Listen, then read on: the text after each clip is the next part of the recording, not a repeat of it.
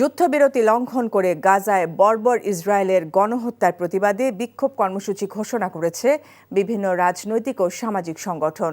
বাদ জুমা রাজধানীর বায়তুল মোকাররম জাতীয় মসজিদ থেকে এই কর্মসূচি পালন করার কথা রয়েছে।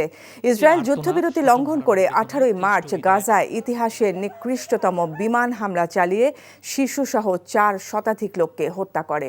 আর 19 জানুয়ারি যুদ্ধবিরতি কার্যকর করার পর থেকেই ইসরায়েল গাজায় একের পর এক বিমান হামলা চালিয়ে আসছে। তারই প্রতিবাদে রাজধানী ছাড়াও দেশের বেশ কয়েকটি মহানগরী ও বেশ কয়েকটি জেলা শহরেও বিক্ষোভ কর্মসূচির ঘোষণা করা হয়েছে। এই মুহূর্তে বায়তুল মোকাররম এলাকায় আছেন আমাদের সিনিয়র করেসপন্ডেন্ট আপেল শাহরিয়ার। যাচ্ছি তার কাছে। আপেল, কতগুলো দল বিক্ষোভের ডাক দিয়েছে, কি দাবি জানাচ্ছেন তারা?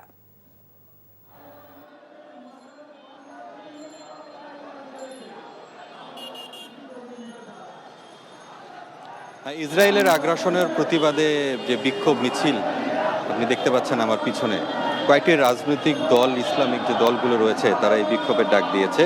খেলাফত মজলিস এবং বাংলাদেশ জামায়াতে ইসলামী তারা বাদ জুম্মা বায়তুল মোকাররমের উত্তর যে গেট রয়েছে সেই নামাজের পরই তারা মিছিল নিয়ে পল্টনের মোড়ে এখানে এসে অবস্থান নেয় এবং তারা এখানে বিক্ষোভ করছে।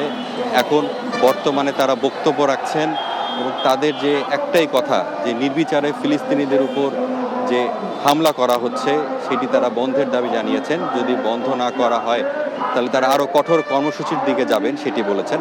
তবে এখনকার যে প্রেক্ষাপট, আমি বলি যে আইন শৃঙ্খলা রক্ষাকারী বাহিনী কঠোর অবস্থানে রয়েছে, কোনো ধরনের যাতে অনাকাঙ্ক্ষিত ঘটনা না ঘটে সেই জন্য তারা তৎপর রয়েছে। এবং এই যে মিছিলগুলো, সেই মিছিলগুলো যাতে এই পল্টন মোড় এবং বায়তুল মোকাররমের যে উত্তর পাশের যে গেট এখানেই যাতে অবস্থান করে সেটি তারা নিশ্চিত করার চেষ্টা করছেন। কোনোভাবেই যাতে সেই মিছিলগুলো যাতে এর বাইরে যেতে না পারে সেই দিকে তারা দৃষ্টি রাখছেন। এখনো তারা বক্তব্য রাখছেন। তাদের দাবি একটাই, যে ফিলিস্তিনিদের উপর যে নির্বিচারে যে হত্যাকাণ্ড ঘটানো হচ্ছে এবং এই জন্য বিশ্ব মুসলিমদের এক হওয়ার ঐক্যের ডাক তারা দিচ্ছেন। তারা বলছেন যে সবাই সম্মিলিতভাবে এই আগ্রাসন যেটি চলছে সেটি যাতে বন্ধের জন্য যে তৎপর। এই ঈদে জামা জুতো অ্যাক্সেসরিজের ডিসকাউন্ট